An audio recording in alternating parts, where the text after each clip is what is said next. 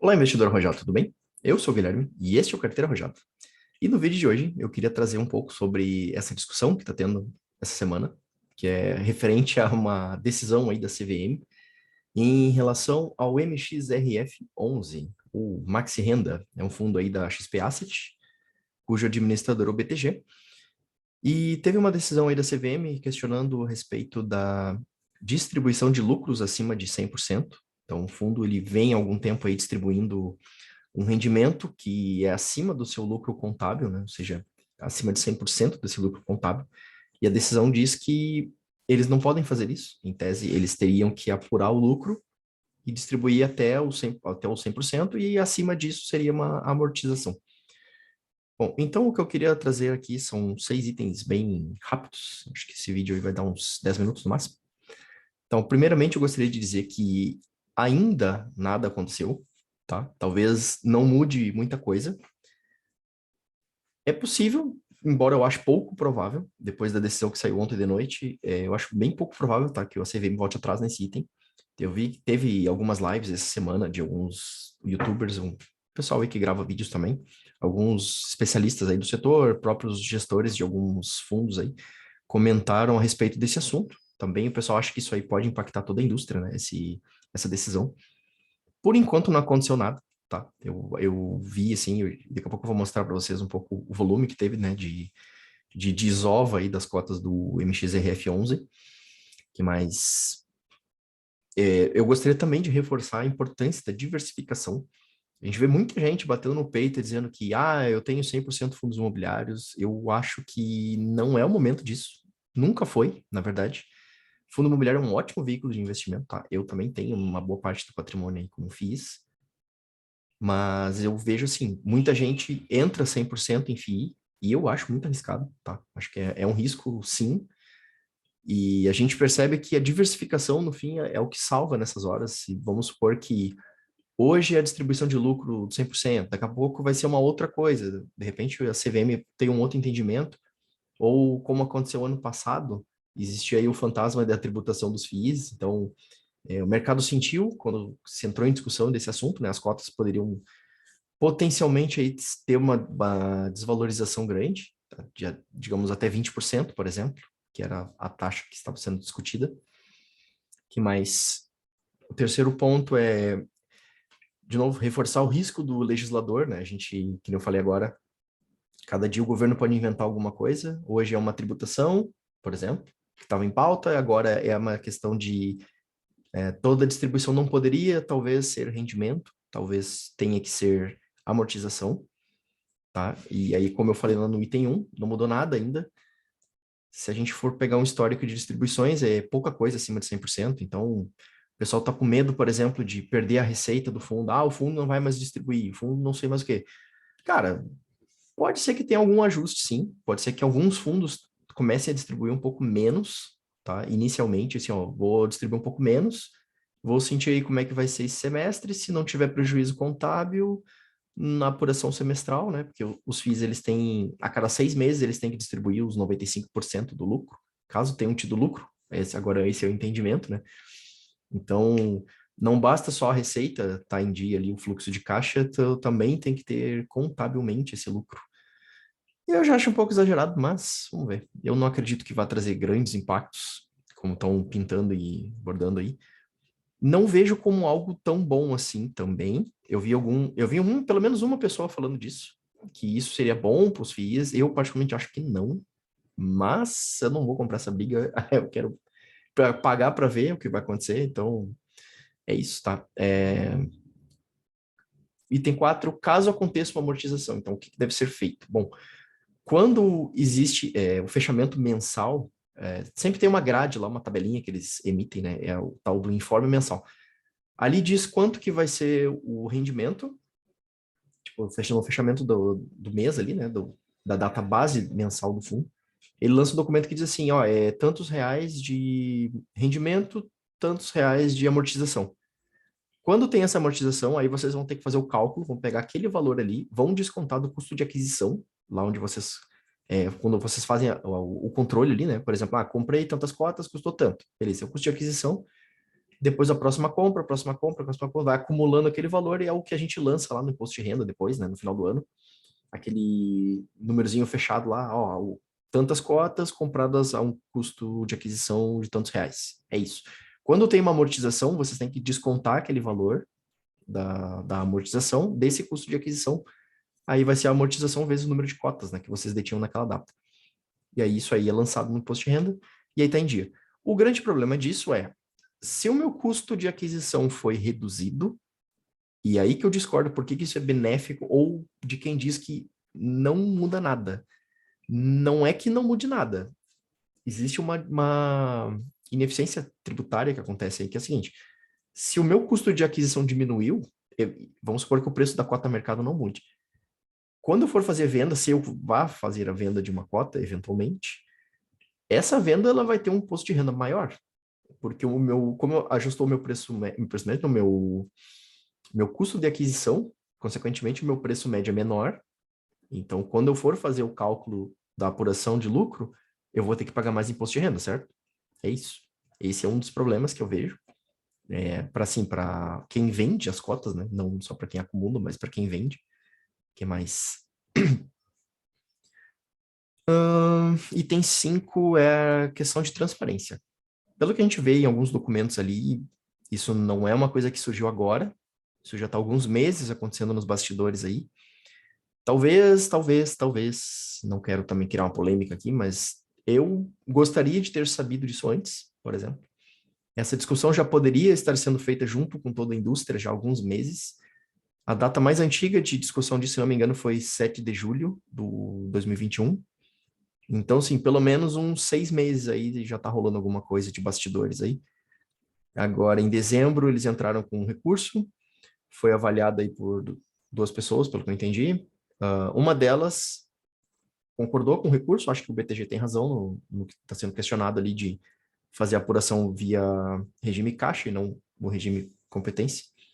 O outro relator, ele entrou só no mérito de, não estou dizendo que não pode distribuir, só acho que deve haver sim uma separação discricionária, né? Quando é até o limite do lucro, tu pode distribuir como rendimento, esse rendimento é isento, e o que é amortização, aí nesse caso existe um pagamento de imposto de renda, né?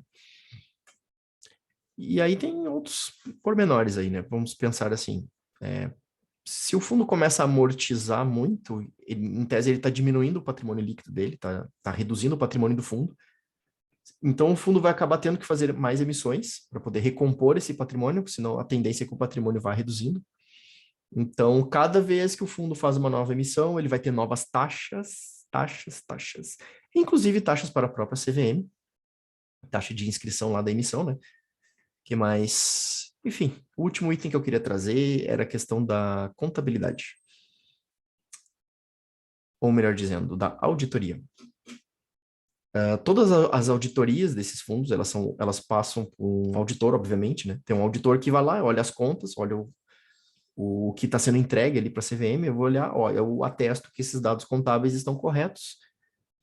Então, se já tem uma discussão disso há mais meses, no mínimo, eu acho que pelo menos o auditor deveria ter sido informado, ó, olha só, dá uma olhada nisso que eles estão falando, se faz sentido, alguma coisa nesse sentido, talvez. Ao menos assim, ó, se der algum problema, aqui estão os números.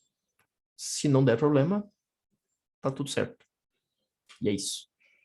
Então, assim, aquela coisa, se eu tô olhando para uma coisa que aparentemente já está certa, o auditor vai só conferir ali, ó, bom, se está sendo feita apuração via regime caixa, não tem o que olhar e achar errado porque tá certo na prática. Então, o pessoal que questiona a transparência, esse pode ser um bom argumento. Então, eu já estou seguindo a lei que até hoje era a lei vigente, a recomendação vigente. Aí eles trazem na nota lá o artigo de 2014, enfim. Mas, enfim. Mas é curioso porque ninguém questionou nunca isso aí, né? Essa questão também pode afetar os FOFs, fundos de fundos, porque eles também trabalham com essa ideia de prejuízo contábil, lucro contábil. Uma das questões que se trazia para FOFs talvez seja o FOF não talvez não consiga distribuir por um tempo, talvez um FOF não consiga distribuir por um tempo, ou até mesmo um fundo de CRI, que são esses fundos de papel, majoritariamente o próprio RF11. Se ele tiver muito prejuízo contábil, aí a questão é como apura-se esse prejuízo contábil, vai ser marcação ao mercado dos títulos da carteira.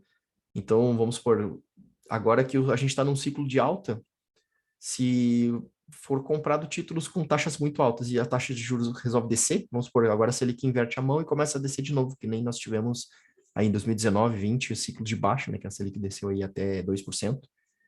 Então, nesse caso, os próprios títulos teriam uma marcação ao mercado muito alta.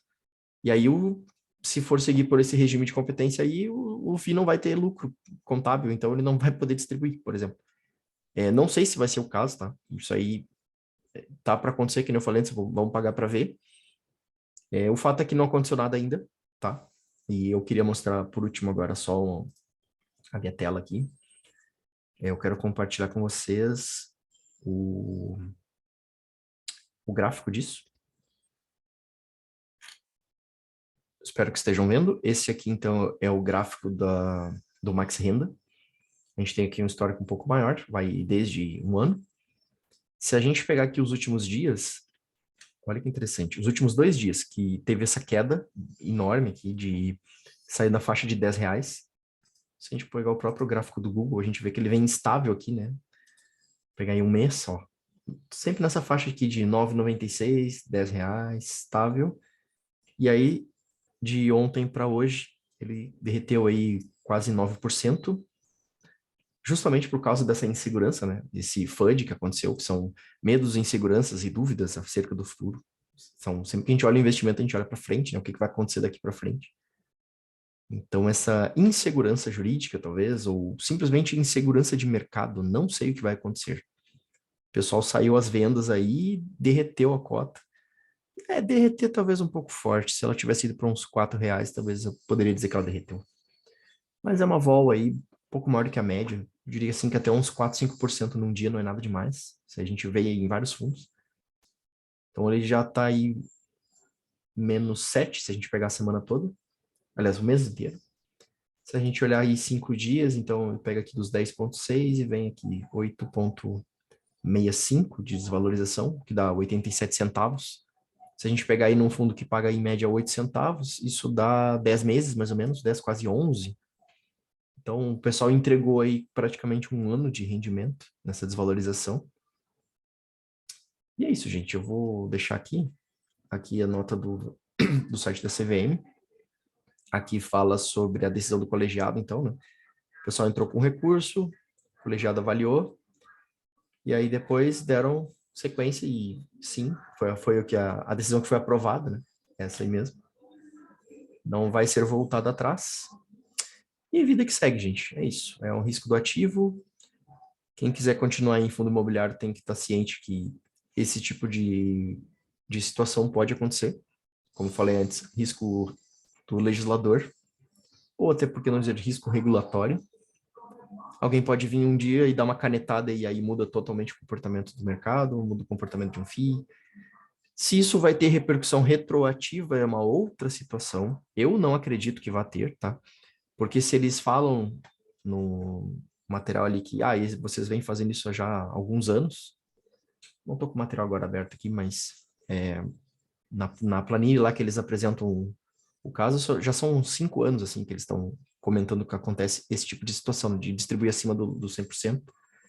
Então imagina a seguinte cena, se tivesse que fazer ajustes de rendimentos retroativos de 5 anos num fundo desses, se tivesse que arrumar lá, uma parte desse rendimento deveria ter sido amortização, aí pessoas que ficam fazendo compra e venda, vamos dizer, mensal, nem digo diária, mas mensal, teria que se ajustar esses trades todos retroativamente. Cara, é uma lambança sem fim, mas eu acredito que não vai chegar a isso, tá? Eu acredito que não vai chegar a isso, porque seria um rolo imenso para arrumar isso aí. O pessoal talvez tivesse até que fazer ajuste em declaração de imposto de renda para incluir essas amortizações.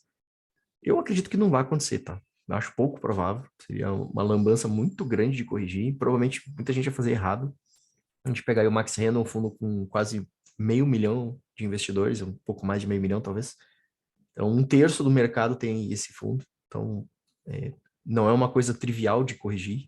Eu acho que é mais rolo do que outra coisa. Então, eu também penso que a ideia da CVM não é prejudicar o mercado como um todo. Me parece que eles têm uma boa intenção de regular e que as distribuições sejam compatíveis, né, com o que está sendo apresentado ali. Mas é isso, gente. Acho que eu falei bastante aí. Vamos aguardar as cenas dos próximos capítulos. Não se apavorem, não saiam derretendo e vendendo tudo. Claro que também, se vocês quiserem fazer isso, é uma decisão de vocês, né? Não façam porque eu disse, porque eu não estou recomendando venda e nem compra de maxi renda. Ok? Então é isso, gente. Um abraço e até a próxima.